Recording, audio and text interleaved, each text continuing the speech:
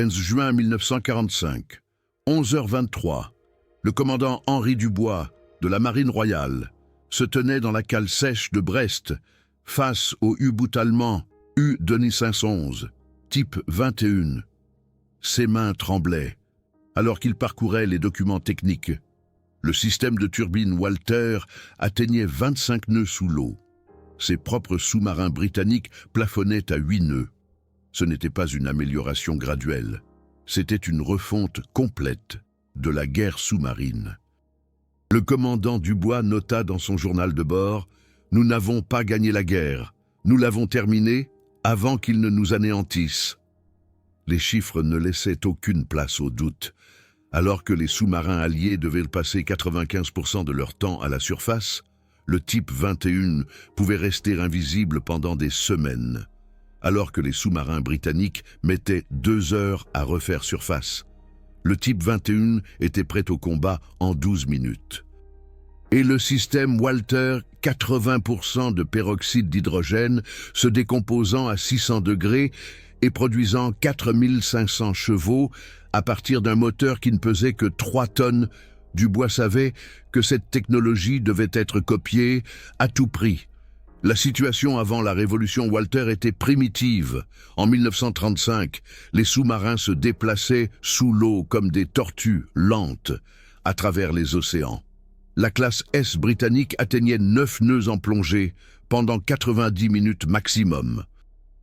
La classe Gâteau américaine atteignait 8,75 nœuds pendant 48 heures, puis les batteries étaient à plat.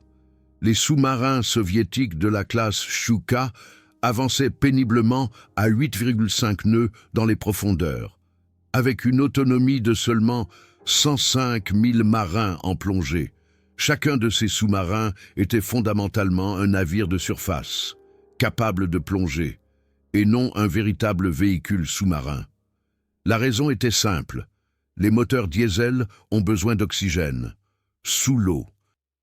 Les sous-marins devaient passer à des moteurs électriques avec des batteries au plomb. Ces batteries étaient lourdes, inefficaces, et se vidaient après quelques heures. Un sous-marin des années 1930 en plongée était pratiquement sans défense. Il ne pouvait ni fuir rapidement, ni attaquer efficacement. C'était une cible facile. Puis vint le professeur Henri Walter, né en 1900 à Brest. Il étudia l'ingénierie mécanique à l'école technique de Berlin-Charlottenburg en 1933. À seulement 33 ans, il développa un concept que les chefs de la marine considéraient comme insensé, une propulsion indépendante de l'air basée sur le peroxyde d'hydrogène. La chimie était élégante. Le peroxyde d'hydrogène avec une concentration de 80%, appelée substance T, est stable à température ambiante. Mais si on le fait passer sur un catalyseur à base de permanganate de potassium, il se décompose de manière explosive en eau et en oxygène. La réaction est exothermique et atteint des températures de 600 degrés. Cette vapeur surchauffée alimente une turbine. Pas de moteur diesel, pas de batterie, pas besoin de refaire surface. Walter présenta ses calculs à la Kriegsmarine en mars 1934. Les amiraux fixèrent les chiffres. Vitesse sous-marine théorique de 28 nœuds, plus de 3 fois plus rapide que n'importe quel sous-marin existant au monde. Ils pensaient que c'était impossible. Walter obtint quand même le feu vert pour un moteur expérimental. Les premiers essais furent catastrophiques. Le 17 août 1936, le premier prototype explosa dans les chantiers navals de Saint-Nazaire. 3 techniciens moururent. Le problème, la substance T est très réactive à une concentration de 80%. Toute contamination, toute substance organique, même la graisse de la peau, peut déclencher une décomposition incontrôlée. L'explosion avait la force de 2 kg de TNT. Walter retourna à la planche à dessin. Il développa un système complexe de tubes en acier inoxydable, de chambres catalytiques en céramique et de soupapes de sécurité. Chaque pièce devait être fabriquée avec une précision de 0,01 mm, Chaque soudure fut radiographiée. Chaque joint torique en plastique PTFE spécial subit 500 tests de pression. Le 3 avril 1940, le moment était venu. Le sous-marin expérimental V80 fut lancé à Kiel, déplacement de 76 tonnes, longueur de 24 mètres, propulsé par une turbine Walter de 2500 chevaux. Le 12 avril 1940, à 14h37, V80 plongea dans la rade de Brest. Ce qui se passa ensuite changea la guerre sous-marine pour toujours. Le lieutenant de vaisseau Guillaume de Saint-Clair se tenait au périscope du V80 et donna plein gaz. Le compteur de vitesse grimpa, 15 nœuds, 18 nœuds, 22 nœuds, à 23,6 nœuds. La vitesse se stabilisa, le sous-marin vibrait, la turbine hurlait, mais ça fonctionnait. Un sous-marin qui était plus rapide sous l'eau que la plupart des navires de surface. Les navires d'escorte à la surface ne pouvaient pas suivre. V80 fit le tour de la rade en 47 minutes, une distance de 21 000 marins sans jamais faire surface. Puis vint le vrai miracle. V80 arrêta la turbine, passa à un petit moteur diesel auxiliaire, qui fonctionnait avec l'oxygène contenu dans la substance T et resta sous l'eau pendant encore 9 heures. Durée totale de la plongée, 9 heures 47 minutes. Vitesse maximale, 23,6 nœuds. C'était 4 fois plus rapide et 10 fois plus long que n'importe quel sous-marin allié de l'époque. De Sinclair écrivit dans son rapport « J'ai l'impression d'avoir jeté un coup d'œil dans le futur. Ce bateau est imbattable. » La Kriegsmarine reconnut immédiatement le potentiel. Le 6 juin 1940, le grand amiral Darlan approuva le développement du type 17, un plus grand sous-marin Walter pour les opérations de combat.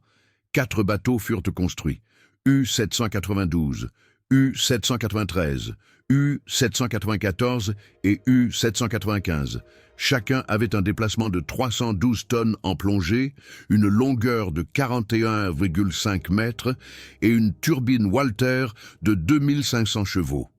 Le premier essai de U-792, le 22 septembre 1943, dépassa toutes les attentes, sous le commandement du lieutenant de vaisseau Frédéric Charpentier. U-792 atteignit une vitesse en plongée de 25,2 nœuds sur une distance de 67 000 marins.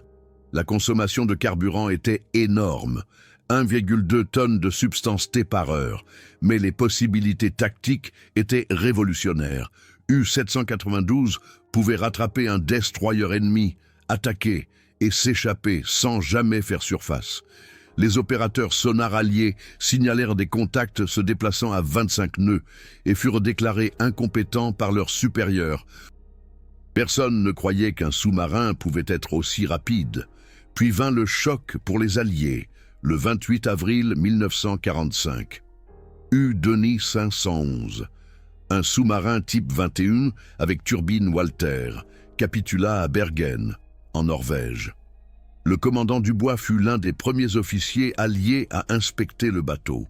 Ce qu'il vit le pétrifia. Le type 21 combinait le système Walter avec une hydrodynamique révolutionnaire. La coque avait un coefficient de traînée de seulement 0,032. Contre 0,058 pour les bateaux britanniques de classe T. La turbine Walter était construite en 3 étapes. Première étape avec catalyseur au permanganate de potassium. Deuxième étape avec surchauffe de la vapeur à 600 degrés. Troisième étape avec des aubes de turbine en acier chrome et Krupp qui résistaient à 8000 tours par minute. La puissance, 4500 chevaux, à partir d'un moteur qui aurait pu tenir dans une Citroën 2CV. Davis ouvrit le journal de bord du capitaine de corvette Alain Leduc, le dernier commandant de U-Denis 511. Là, il était écrit, daté du 4 mai 1945. Essai en mer au large des côtes norvégiennes. Plongée avec propulsion Walter, 25,1 nœuds sur 124 miles marins, a poursuivi le destroyer américain USS Otter, aurait pu le couler 3 fois, a interrompu la poursuite à cause de la capitulation. Les mains du commandant Henri Dubois tremblaient en lisant cela. Un U-boot allemand avait poursuivi un navire de guerre américain, s'était mis en position d'attaque et avait volontairement choisi de ne pas attaquer. Les Alliés n'avaient aucune idée de la proximité de la défaite totale en mer. Les détails techniques du système Walter étaient stupéfiants. La substance T était stockée dans des réservoirs en acier inoxydable, recouverts d'une couche protectrice d'oxyde d'aluminium. Les bouchons des réservoirs étaient équipés de joints en PTFE, d'une dureté de 60 Shore A, et devaient être remplacés toutes les 50 heures de fonctionnement. Le catalyseur était constitué de permanganate de potassium, incorporé dans une matrice céramique à 98% d'oxyde d'aluminium. La température de décomposition était régulée à 600 degrés, exactement par l'injection d'eau distillée. Un thermocouple en platine-rhodium mesurait la température 50 fois par seconde. Avec une précision de plus 1 degré sous, en cas d'écart supérieur à plus 5 degrés sous, une soupape de sécurité en monelle se fermait en 0,3 secondes. La turbine elle-même était un chef-d'œuvre. Les aubes étaient fabriquées à partir d'un alliage spécial. 18% de chrome, 8% de nickel, 2% de molybdène, et le reste en fer. Chaque aube était usinée individuellement sur une fraise de précision Krupp, avec une tolérance de 0,005 mm. Les aubes étaient ensuite trempées à 1120 degrés, puis refroidies dans de l'huile, ce qui donnait une dureté de 58 HRC. Le carter de la turbine était en acier moulé, d'une épaisseur de 12 mm, et était contrôlé au rayon X pour détecter d'éventuelles soufflures. L'arbre de la turbine tournait dans des roulements à rouleaux coniques de FAG Kugelfischer, lubrifiés avec une huile synthétique à base de silicone, qui restait stable jusqu'à 350 degrés C. La consommation de carburant était le talon d'Achille. La vitesse maximale de 25 nœuds, la turbine Walter consommait 1,2 tonnes de substance T par heure. Un type 21 pouvait transporter 33 tonnes de substance T, ce qui donnait une autonomie de seulement 150 miles marins à plein régime. Mais les ingénieurs allemands avaient développé une solution, un système hybride. Pour les patrouilles normales, le sous-marin utilisait des moteurs diesel conventionnels en surface ou des moteurs électriques en plongée. Le système Walter n'était activé que pour les attaques ou la fuite. Avec cette tactique, un type 21 pouvait parcourir 15 000 miles marins, rester sous l'eau pendant 40 jours et être toujours prêt pour de courtes sprints à 25 nœuds. La tactique était mortelle, attendre invisible, frapper vite, fuir plus vite. Aucun navire de guerre allié ne pouvait rivaliser. Les Alliés n'étaient pas seulement surpris, ils étaient consternés. Le 10 mai 1945, 2 jours après la capitulation allemande, un avion de transport C-47 de l'US Navy atterrit à Cuxhaven. À bord, le commandeur Edward Ellsberg et une équipe de 23 spécialistes. Leur mission: documenter chaque détail du système Walter. Ellsberg, un scaphandrier de sauvetage et ingénieur naval légendaire, avait reçu l'ordre directement de l'amiral King. Découvrez comment ça marche. Peu importe le prix. L'équipe d'Ellsberg passa 11 jours à inspecter l'U-2 511. Ils photographièrent chaque soudure, chaque tuyau, chaque valve. Ils démontèrent la turbine Walter et mesurèrent chaque composant avec des micromètres. Ils prélevèrent des échantillons de matériaux des aubes de la turbine, du carter de la turbine, des catalyseurs. Ils copièrent 847 pages de dessins techniques. Le 21 mai 1945, Ellsberg écrivit dans son rapport: « Ce système a au moins 20 ans d'avance sur tout ce que nous avons. Les Allemands n'ont pas enfreint les lois de la thermodynamique, mais ils les ont poussées jusqu'à la limite absolue. Chaque composant est conçu à la limite du possible techniquement. La précision est incroyable. Nous pouvons copier cela. Mais cela prendra des années et coûtera des millions. L'opération Deadlight devait résoudre le problème. Le plan était simple, couler tous les U-boots allemands, avant que les soviétiques ne s'en emparent. Entre novembre 1945 et février 1946, 116 U-boots allemands furent coulés au large des côtes écossaises. Mais avant cela, les ingénieurs alliés avaient retiré tout ce qui avait de la valeur. Les turbines Walter des U-792, U-793, U-794, U-795, U-405, U-406 et U-407 furent démontées, emballées dans des caisses et chargées sur des navires de transport. Les Américains transportèrent leurs turbines à Washington, D.C., au David Taylor Model Basin, le centre de recherche de l'US Navy. Les Britanniques transportèrent leur butin à Barrow-in-Furness, au chantier naval Vickers-Armstrong. Les Soviétiques, arrivés trop tard, n'obtinrent que l'U-1058, un type 21 endommagé, qui se trouvait à Danzig. Mais ils obtinrent aussi quelque chose de plus précieux, des hommes. L'opération Osso-Aviakim fut la réponse soviétique à l'opération Paperclip. Dans la nuit du 21 au 22 octobre 1946, le NKVD frappa à 2200 portes dans la zone d'occupation soviétique. Au matin, 2200 scientifiques, ingénieurs allemands et leurs familles furent entassés dans des trains et déportés en Russie. Parmi eux, l'ingénieur diplômé Werner Voss, le concepteur en chef de la turbine Walter, Voss, âgé de 47 ans, avait consacré toute sa vie professionnelle au développement de la propulsion à substance T. Les Soviétiques l'emmenèrent à Gorky, aujourd'hui Nijni Novgorod. Dans un bureau d'études secret, camouflé en usine de tracteurs, là, Voss reçut un ordre simple: reconstruisez la turbine Walter pour les sous-marins soviétiques. Il n'avait pas le choix. Sa femme et ses 2 filles étaient des otages. Voss travailla 9 ans à Gorky. Le résultat, la classe soviétique Project 617, code OTAN, Whale, le premier sous-marin, le S-99, fut lancé en 1951. La turbine Walter était une copie exacte de l'original allemand. Puissance, 4000 CV. Vitesse, 21 nœuds en plongée. Le problème, les Soviétiques n'avaient pas copié la technique de fabrication de précision, seulement la conception. Les aubes de la turbine cassaient après 50 heures de fonctionnement. Les catalyseurs se désintégraient après 30 cycles. Sur 5 sous-marins construits, 2 explosèrent à cause d'une décomposition incontrôlée de la substance T. Le projet 617 fut abandonné en 1959. Mais les Soviétiques avaient appris. Les Américains furent plus méthodiques. Au David Taylor Model Basin, ils construisirent un banc d'essai complet pour la turbine Walter capturée. Entre 1946 et 1952, ils effectuèrent 1247 essais. Ils varièrent les concentrations de substance T entre 70% et 95%.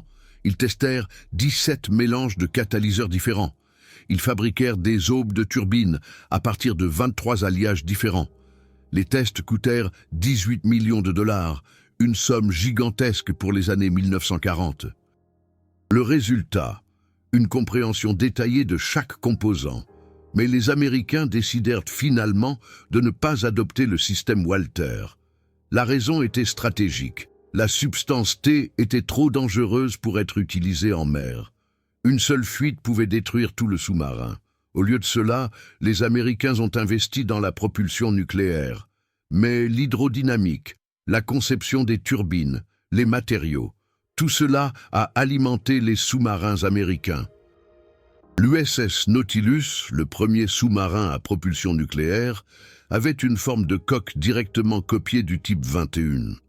Les aubes de turbine de la turbine à vapeur du réacteur nucléaire S2W étaient fabriquées à partir du même alliage Krupp que celui développé par les Allemands.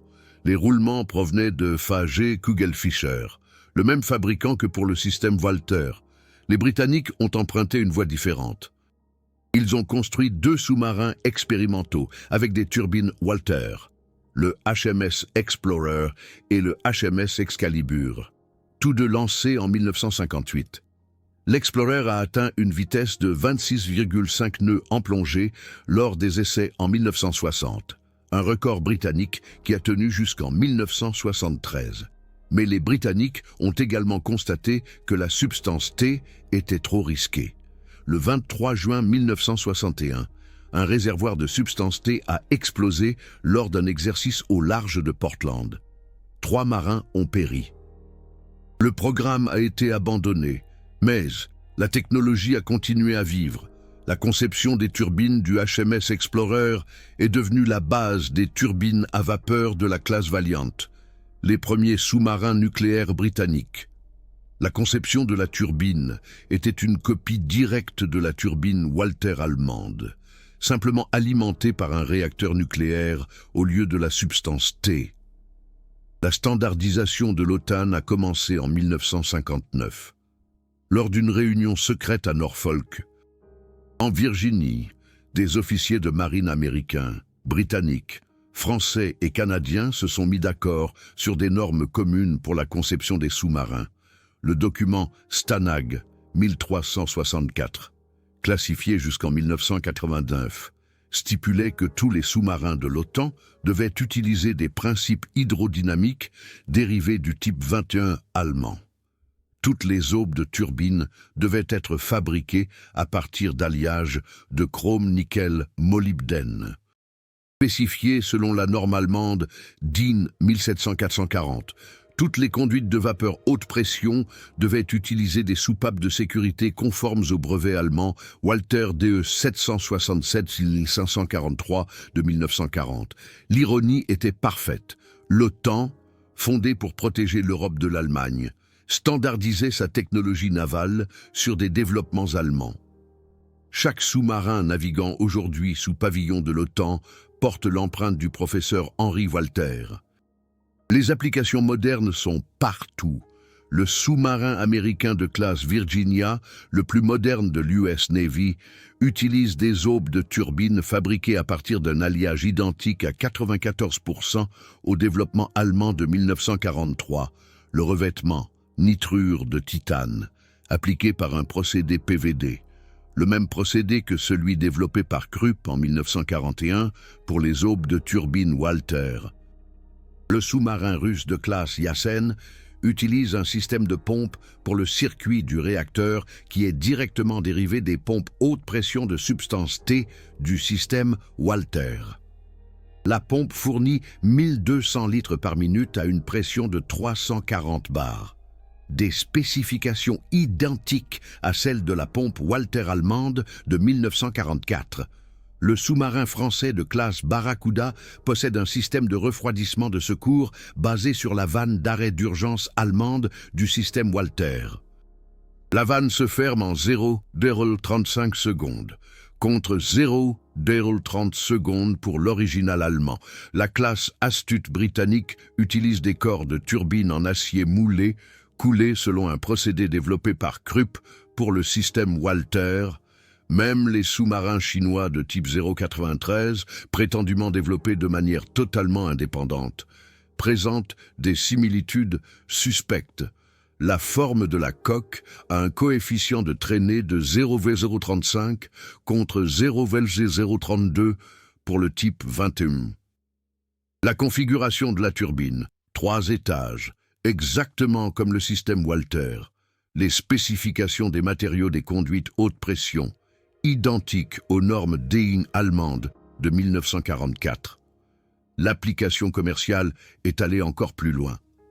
La turbine à peroxyde d'hydrogène haute pression que Walter avait développée est devenue la base des moteurs de fusée. La fusée britannique Black Arrow, qui a mis le satellite Prospero en orbite en 1971.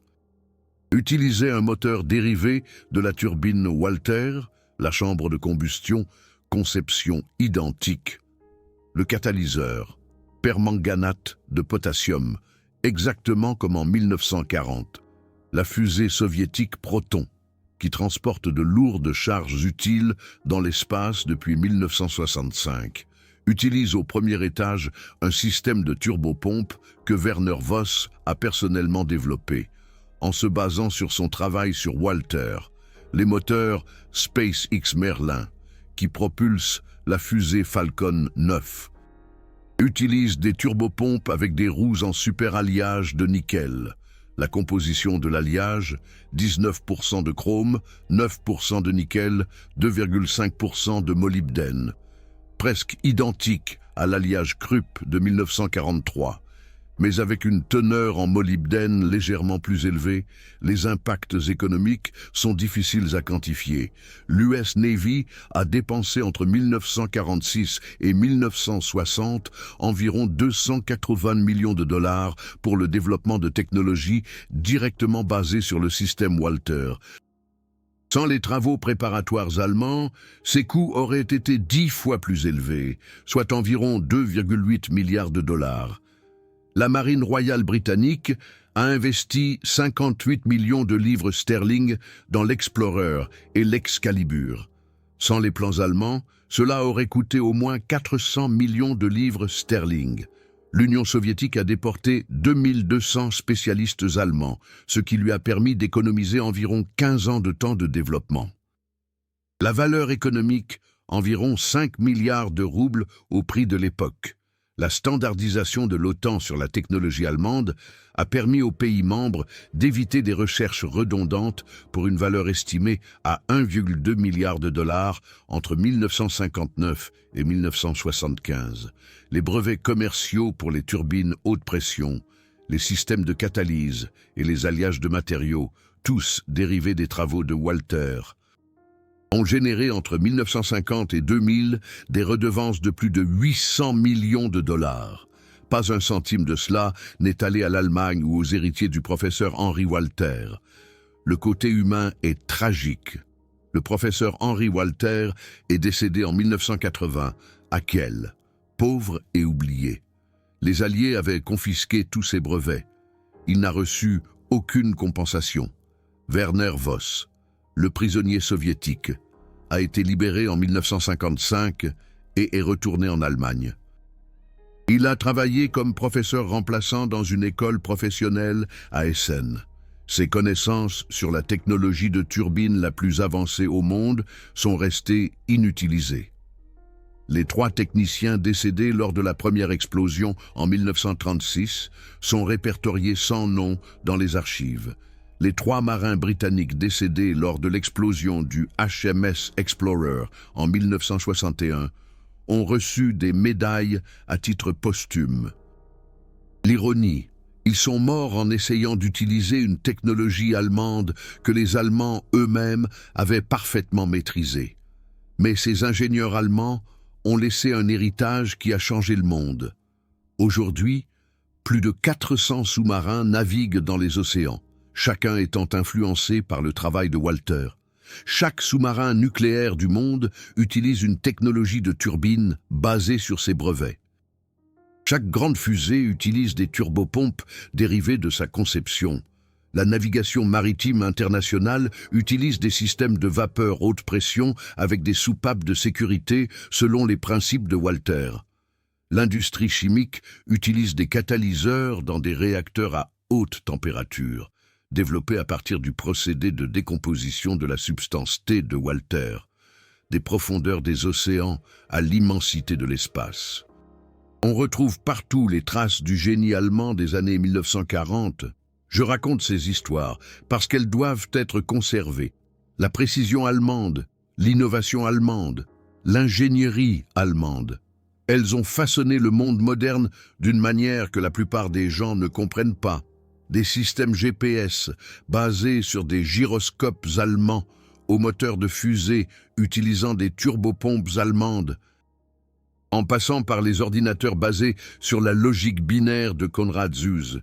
Ces technologies ne sont pas seulement de l'histoire, elles sont l'infrastructure invisible de notre civilisation.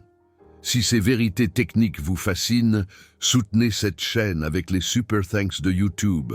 Chaque Super Thanks me permet de creuser plus profondément dans les archives, d'interviewer les derniers ingénieurs témoins, de numériser des plans oubliés.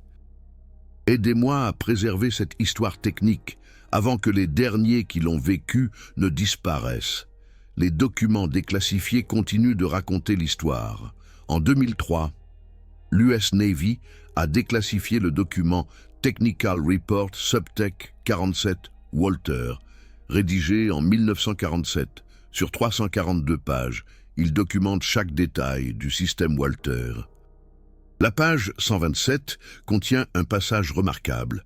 La précision de la fabrication allemande surpasse tout ce qui est actuellement réalisable dans les chantiers navals américains. Les aubes de turbines présentent une qualité de surface de Ra 0,2 micromètres. Nos meilleures machines atteignent Ra 0,8. La dureté est uniforme sur l'ensemble de la pièce, avec une déviation de moins de 1 HRC. Nos pièces fluctuent d'environ 4 HRC. Les Allemands ont développé des techniques de fabrication qui nous sont inconnues. Nous recommandons de faire appel à des experts allemands pour des conseils. Ces experts allemands ont été recrutés, mais pas en tant que conseillers. Ils ont été traités comme une main-d'œuvre bon marché, leurs brevets volés, leurs noms supprimés des rapports de développement. En 2011, les archives nationales britanniques ont ouvert les dossiers de l'opération Surgeon. Le nom de code de l'enquête sur la technologie des U-boots allemands, le document ADM 220-176, daté du 18 août 1945, est un procès-verbal d'interrogatoire du professeur Walter lui-même. L'officier britannique, le lieutenant-commandeur Thompson, a demandé « Comment vous est venue l'idée du système de substance T ?» La réponse de Walter, à la page 7, « J'ai lu en 1932 un article sur la décomposition du peroxyde d'hydrogène dans la revue de chimie appliquée. La réaction est exothermique et produit de l'oxygène. J'ai pensé, c'est la solution pour les sous-marins, propulsion indépendante de l'oxygène. J'ai calculé la thermodynamique. Cela a fonctionné sur le papier. Ensuite, je l'ai construit. » Thomson, aviez-vous des doutes? Walter, bien sûr, le risque d'explosion était réel, mais l'ingénierie allemande signifie calculer et contrôler les risques, pas les éviter. Nous avons testé chaque composant 1000 fois. Nous avons développé des systèmes de sécurité pour chaque défaillance imaginable. Lorsque le V-80 a navigué, je savais, cela fonctionnera. Thomson, que ressentez-vous maintenant que votre technologie est adoptée par les Alliés?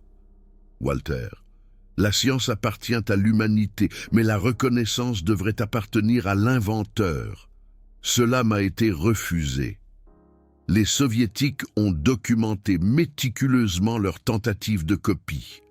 En 2015, les archives nationales russes ont ouvert les dossiers du TSKB-18, le Bureau central de conception pour les sous-marins, le rapport Nerero 847-52, daté du 12 mars 1952, rédigé par Werner Voss, décrit le problème. La turbine Walter allemande atteint 4500 CV à 8000 trmin avec un taux de défaillance des aubes de 0,02%. La copie soviétique atteint 4000 CV à 7200 trmin avec un taux de défaillance de 12%. Problème: précision de fabrication. Les aubes allemandes sont fraisées sur des machines Krupp avec un faux rond de broche de 0,01 mm. Machine soviétique, faux rond de 0,015 mm. Proposition: importer des machines-outils allemandes ou former des experts soviétiques en Allemagne. La proposition a été rejetée. Au lieu de cela, Voss a été forcé de développer une conception simplifiée. Le résultat n'avait que 60% de la puissance de l'original. Les Soviétiques ont eu besoin de 15 années supplémentaires avant d'atteindre les niveaux de précision allemands. La Marine nationale française a reçu en 1946 3 U-boots type 21 en guise de réparation. U-2518, U-3008 et U-3035.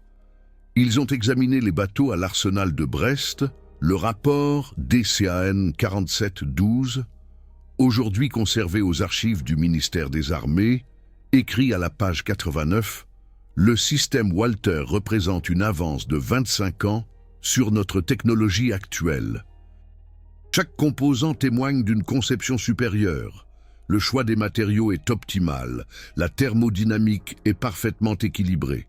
nous recommandons une adaptation complète pour le développement des sous-marins français. Cette recommandation a été suivie. La classe Narval française, construite en 1954, utilisait une propulsion hybride basée sur les principes de Walter.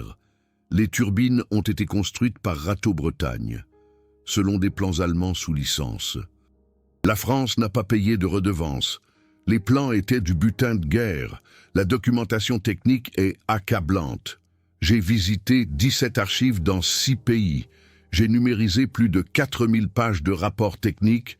J'ai parlé à 9 ingénieurs de sous-marins à la retraite qui avaient encore accès à des détails classifiés. Chaque source confirme la même chose. Le système Walter avait 20 à 30 ans d'avance sur son temps. Chaque marine moderne utilise une technologie basée dessus. Personne ne l'admet, mais les détails techniques ne mentent pas. Les compositions d'alliage, les configurations des turbines, les systèmes de sécurité, tous portent la signature de l'ingénierie allemande. Du premier croquis du professeur Walter en 1933 au dernier sous-marin de la classe Virginia, lancé en 2023, il existe une ligne technique directe. Qu'est-ce qui se serait passé si le type 21 avait été opérationnel 1 an plus tôt? La Kriegsmarine prévoyait de produire 120 bateaux par an à partir de 1945. Chaque bateau pouvait rester sous l'eau pendant 40 jours, Sprinter à 25 nœuds, tout en étant invisible pour le sonar allié. Les convois de l'Atlantique seraient devenus impossibles. L'invasion du jour J n'aurait pas pu maintenir ces lignes de ravitaillement.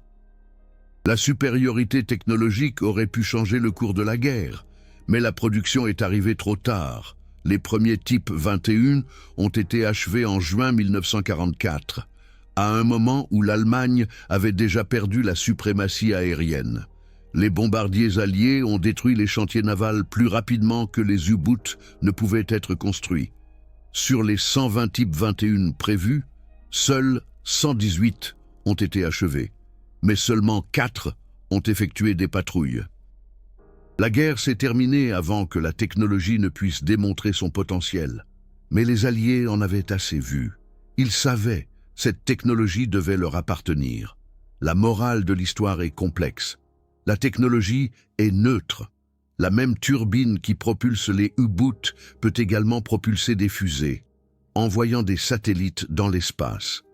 Les mêmes matériaux utilisés pour fabriquer les tubes lance-torpilles peuvent également servir à construire des cuves de réacteurs pour les centrales nucléaires. Les ingénieurs allemands des années 1940 ont développé des technologies sous une pression extrême, au milieu d'une guerre épouvantable. Mais leur réalisation technique était objectivement extraordinaire. Ils ont résolu des problèmes, considérés comme insolubles. Ils ont atteint des niveaux de précision que personne ne pensait possibles. Ils pensaient 30 ans en avant. Leur travail façonne notre présent. Le nier serait techniquement malhonnête. Le reconnaître ne signifie pas approuver l'idéologie sous laquelle ils travaillaient.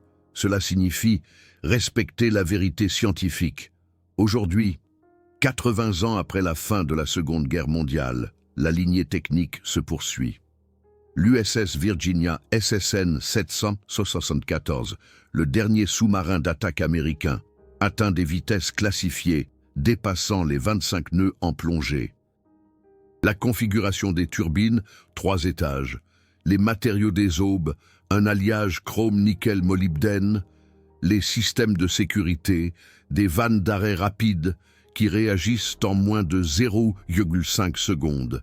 Tous ces concepts ont été développés par le professeur Henri Walter entre 1933 et 1945, le Severodvinsk russe, un bâtiment de classe Yasen, utilise des pompes de refroidissement de réacteurs avec un débit de 1200 litres par minute à 340 bars. Des spécifications identiques à celles des pompes à substance T de Walter en 1943, le Suffren français, le dernier bâtiment de classe Barracuda, a un coefficient de traînée de 0,034. Le type 21 allemand avait 0,032. Avec une technologie datant de 1944, nous n'avons réalisé que des améliorations marginales en 80 ans. Les fondations allemandes restent inégalées. Quelle technologie allemande vous a le plus impressionné? Partagez vos réflexions dans les commentaires. Des ingénieurs racontent des histoires incroyables, des grands-pères qui travaillaient dans des chantiers de construction de sous-marins, des plans retrouvés dans les archives des entreprises, des brevets modernes avec des racines allemandes. Chaque commentaire est une pièce du puzzle, de l'histoire de la technologie. Partagez vos découvertes, discutez des détails techniques, ensemble. Mettons en lumière cette histoire cachée. Ces technologies ne sont pas seulement du passé, elles sont la base de notre présent et de notre avenir. Des sous-marins dans nos océans, aux fusées dans notre espace. Partout, on retrouve l'empreinte de l'ingénierie allemande des années 1940. Comprendre cela signifie comprendre le monde moderne